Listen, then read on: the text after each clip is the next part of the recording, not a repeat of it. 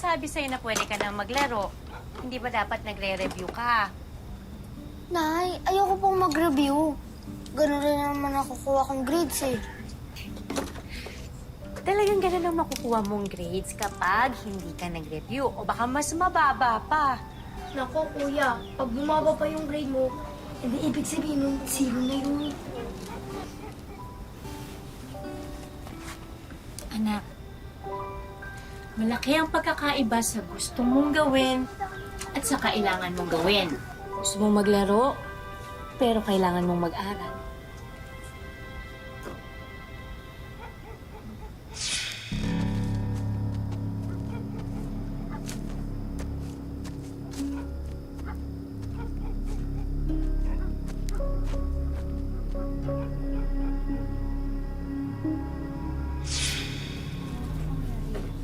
O anak, halika na mga anak, kain na tayo. Kain na. Maghugas kayo ng mga kamay. Opo. Oh, Margie, tara. Tatapusin ko lang po itong page. Sipag naman mag-aral ng baby ko. O sige, tapusin mo na yung page, pero pagkakuha ko ng kanin, dapat tapos ka na rin, ha?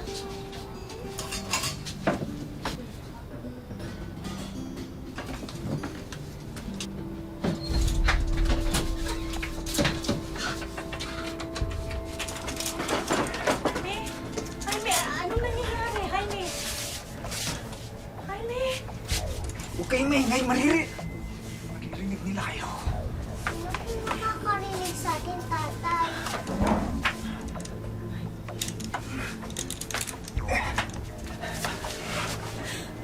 Kasi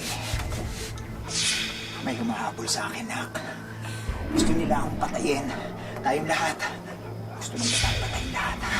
Jaime, huwag kang magsalita ng ganyan. Natatakot yung mga bata. Shh! Huwag kayo matakot. Walang matatakot. Nandito ako. Akong bahala sa inyo.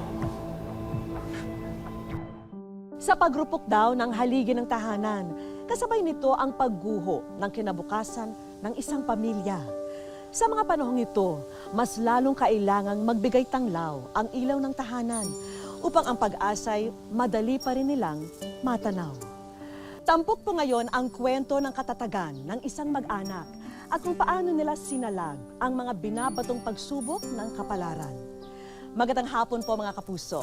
Ako po si Vicky Morales at ito po ang Wish Ko Lang.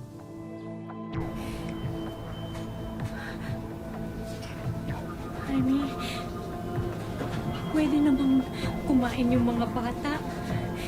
Sige. Basta huwag kayo maingay, ha? Mga bata, kain na kayo. Maghugas na kayo ng kamay. Pero, Nay, kakahugas lang po na. Gusto niyo pumunta na tayo sa kwarto. Halika na, bilis.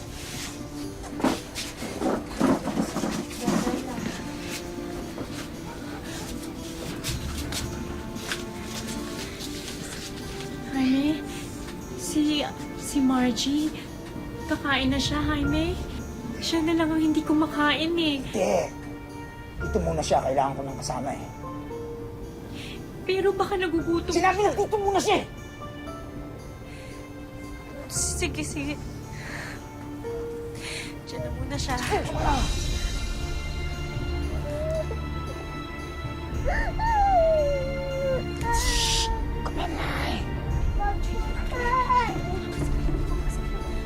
Yan!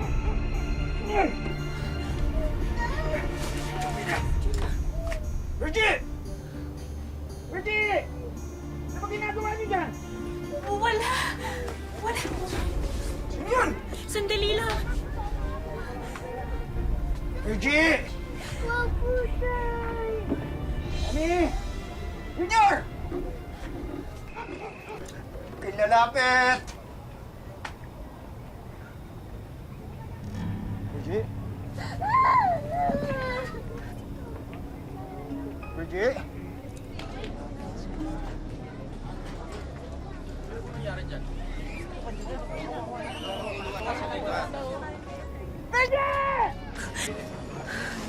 Abi, sis, anong hindi sitwasyon dito? Sir, nakikiusap ako sa inyo. Tulungan niyo po ang asawa at anak ko sa loob. Kayo po ba ang pamilya na suspect?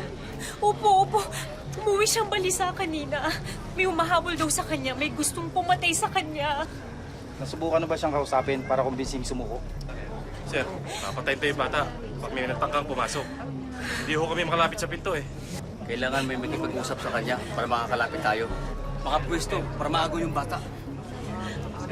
Ako ang kakausap sa kanya. Makikipag-usap siya sa akin. Jaime! Si Virgie ito, Jaime! Virgie! Bakit mo ako iniwan? Bakit tumakas kayo ng mga anak natin? Jaime, papasok ako. Mag-isa lang ako, wala akong kasama. Mag-usap tayo. Sige, pero ikaw lang, ha? Ikaw lang! Oo.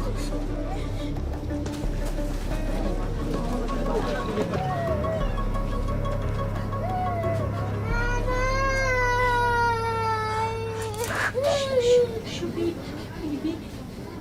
Okay lang. Mag-usap lang kami ng tatay mo. Shh, huwag ka umiyak.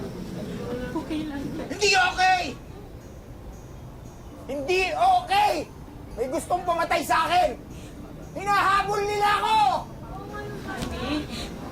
Jaime, sino mo gusto ko? Sa'yo, Jaime. Sino? Sabihin mo. Basta! Basta meron! Meron!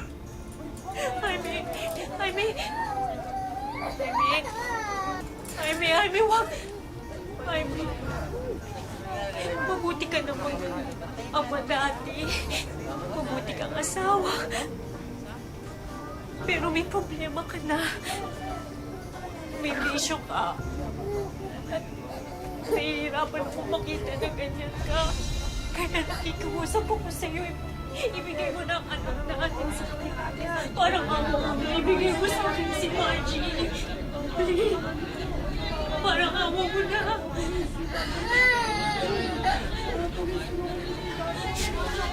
Ay, sige na. Ibigay mo sa akin si Margie. Isama ka nila! Kakampi ka nila! Kakampi ka nila, no? Hindi! Yeah! Wag! Yeah! Yeah!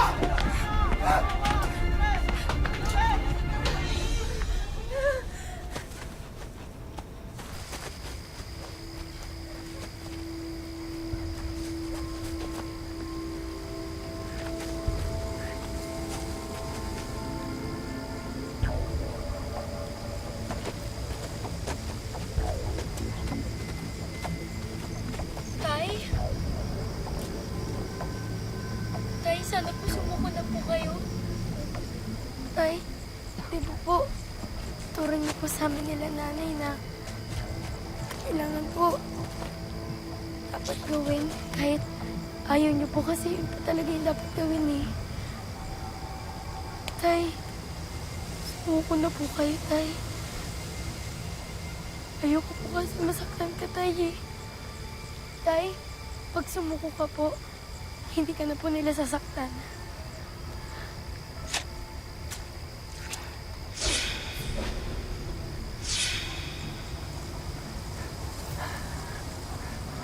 Anak, hindi ko naman ito gustong gawin eh. Hindi ko rin alam kung anong nangyayari sa akin.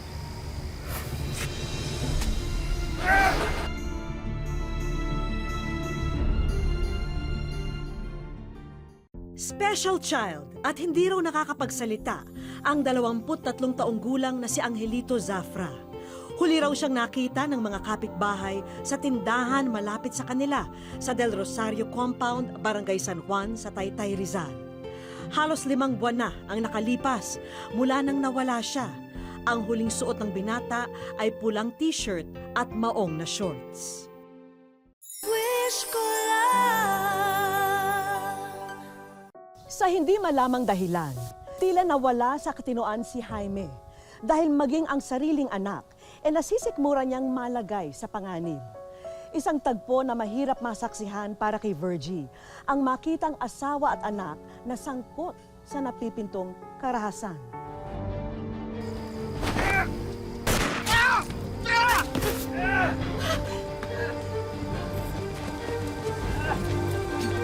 Tay!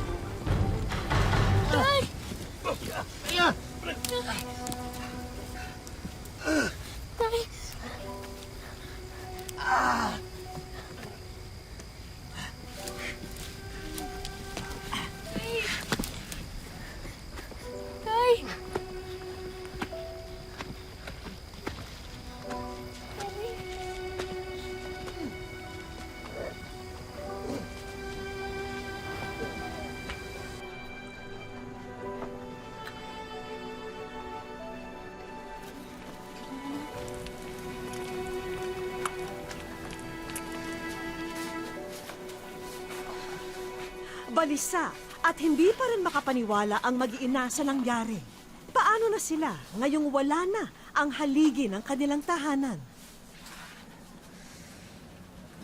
Ano, bakit?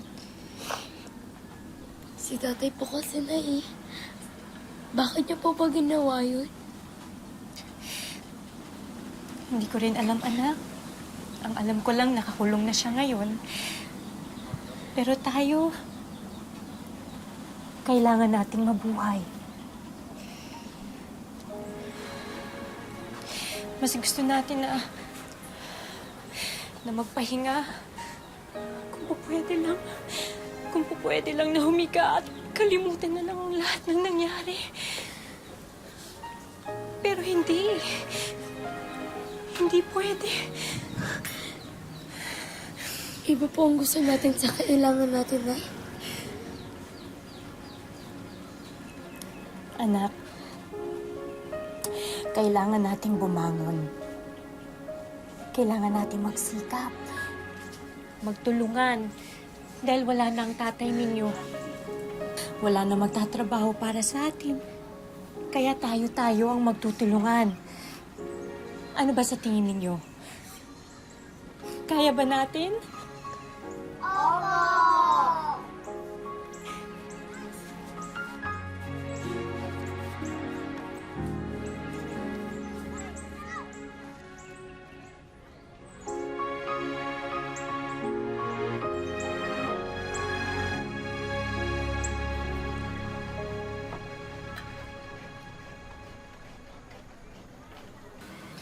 Kuya, bakit mo tinatago yan? Huminto na tayo sa pag-aaral, di ba? Hindi na tayo kayang pag-aralin ni nanay. Eh, pwede pa naman natin basahin yan ah. Bakit pa? Hindi na kailangan. Kuya, siya nga pala. Nagsabi na ako kay Aling Menang yung nagbabanana queue dun sa kanto. Sabi ko sa kanya, maghahango ako ng mga banana queue, tapos maglalako ako. Ano? Maglalak ka ng banana queue? Oo. Paano mong babayaran yun? Eh, yung sabi niya kasi, wala daw munang bayaran. Magbabayad na lang daw ako pag nakabenta na ako. Ako rin. Nagsabi na ako sa mga kapitbahay natin. Ako mag-iigib sa poso para sa kanila. Talaga? Oo. 5 piso kada timba. Nung andito pa si tatay. Pwede ba? Huwag mo na munang isipin si tatay. Pag narinig ka ni nanay, ako, malulungkot na naman yun. Ano na? Kumusta na ang mga anak ko? Nay! Nay! Ano po, Nay? May maganda akong balita. Ano po yun? Napasok na akong tindera dun sa restaurant na inaplayan ko. Talaga po, Nay? Oo. Yay! Makakaraos din tayo mga anak. Makakaraos din tayo.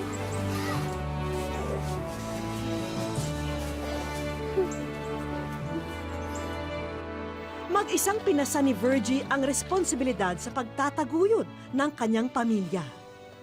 Pero hindi ito sapat, kaya nahinto sa pag-aaral ang mga anak niya.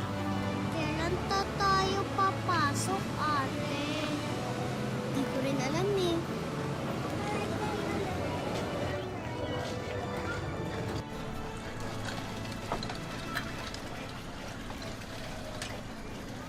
Alam ng mga bata ang sakripisyo ng kanilang ina.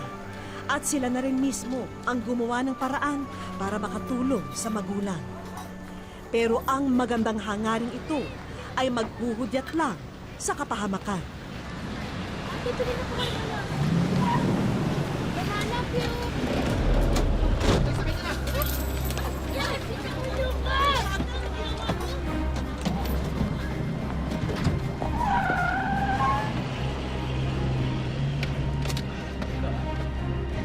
Okay, diretso lang.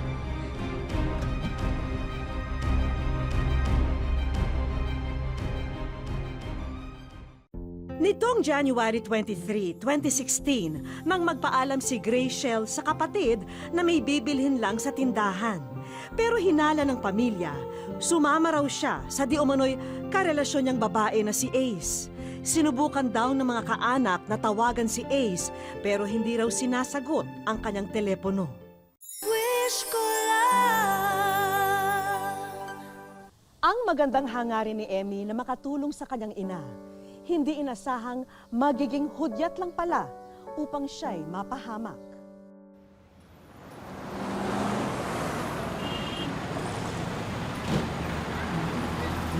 Nakakatiyak mo! Tawan niyo ako! Tawan niyo!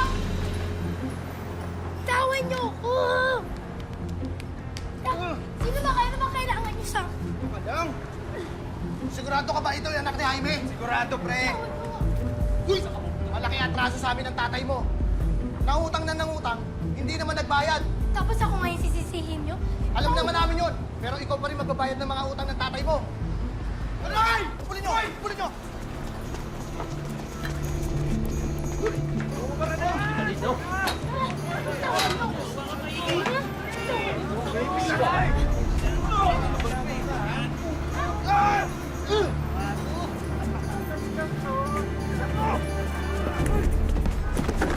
Yan! Manang-mana ka sa tatay mo, kasaway!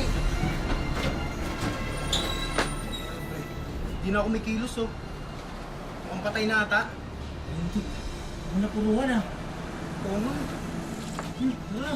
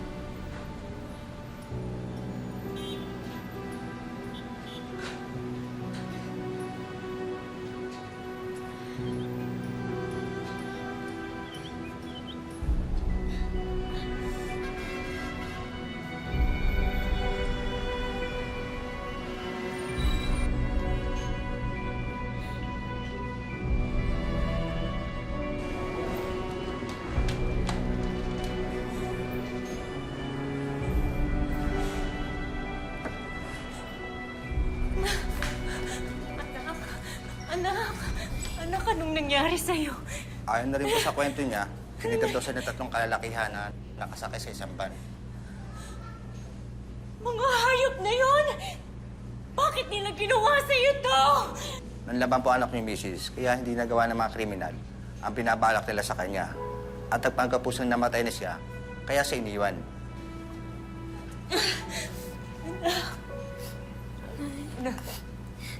Nay, huwag ka na pumayak.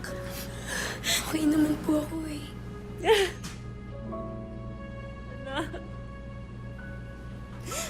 Bakit ba nangyayari sa atin ito? Kung sinaktan po nila ako, Nay, naisip ko po kayo. Isip ko po na kailangan ko pong lumaban. Kasi kailangan pa ako ng nanay ko.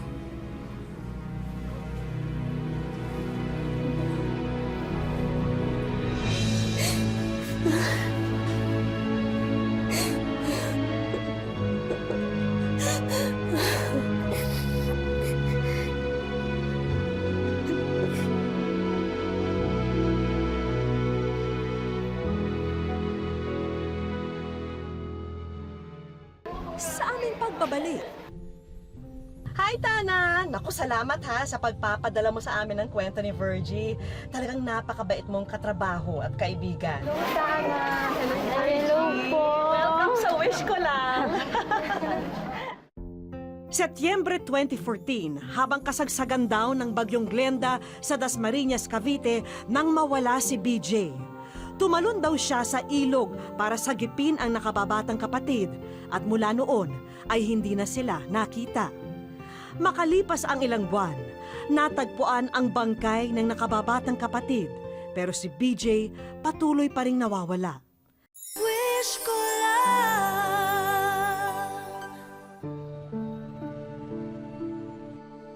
Matapos dumanas ng matinding unos sa buhay ang pamilya ni Virgie, mag-isa na niya ngayong itinataguyod ang kanyang mga anak.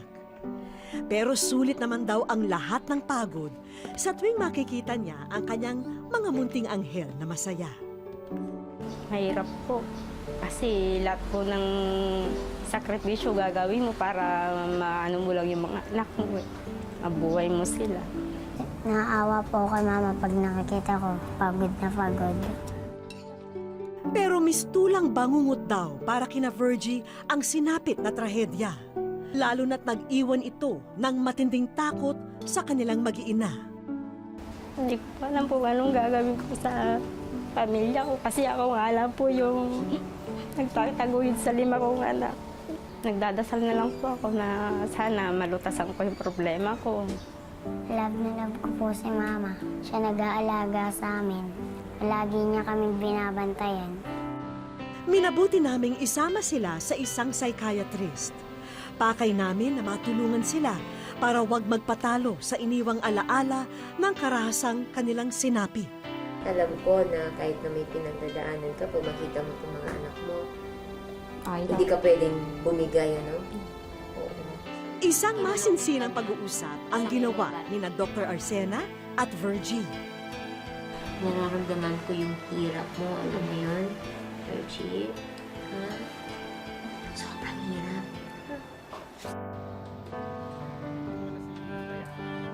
Isa si Tana sa nakakaunawa sa pinagdaraanan ni Virgie. Nung una, nangailangan lang siya ng tao sa kanyang karinderya.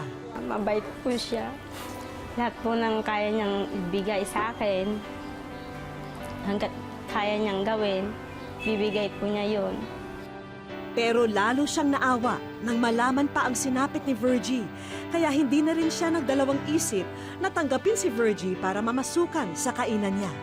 Higit pa nga raw sa pagiging empleyado ang trato ni Tana kay Virgie at parang naging matalik na magkaibigan na ang turingan nila sa isa't isa. Kinuwento niya yung asawa niya nakakulong. Kaya kumbaga sa para akong na-touch na tinanggap ko siya para makatulong naman ako sa kanya na ganun pala ang buhay. Kaya ito rin ang nagtulak kay Tana upang tulungan si Virgie. Saan ko pa ako dadalhin yung istorya mo, walang kahawig. Kaya naisip ko si Ma'am Vicky na doon ko, yung aking isinulat na yun na talagang puro katotohanan lang na pangyayari sa buhay niya. Kaya kay Ma'am Vicky ko naman pinadala. Sa wish ko lang. Maraming salamat po sa lahat ng naitulong mo sa akin. Hindi ko po alam kung ano yung bibigay ko sa inyo. Kung ano po isusukli ko, kung ano po yung naitulong niyo sa akin. Papasalamat na lang po ako sa inyo. Karaniwang araw lang ito sa karinderya ni Tana. Pero naging espesyal ito dahil sa ipinakita niyang sikreto kay Virgie. Virgie, ate, halika. Isinulat ko sa wish ko lang ang kasaysayan mo. Ito, basahin. Hindi pa tapos basahin ni Virgie ang mensahe ng... Hi, Tana! Naku, salamat ha sa pagpapadala mo sa amin ng kwento ni Virgie. Talagang napakabait mong katrabaho at kaibigan. Excited na akong makakwentuhan ka at makilala kayo ng personal. See you! Hello, Tana. Hello po. Welcome sa wish ko lang.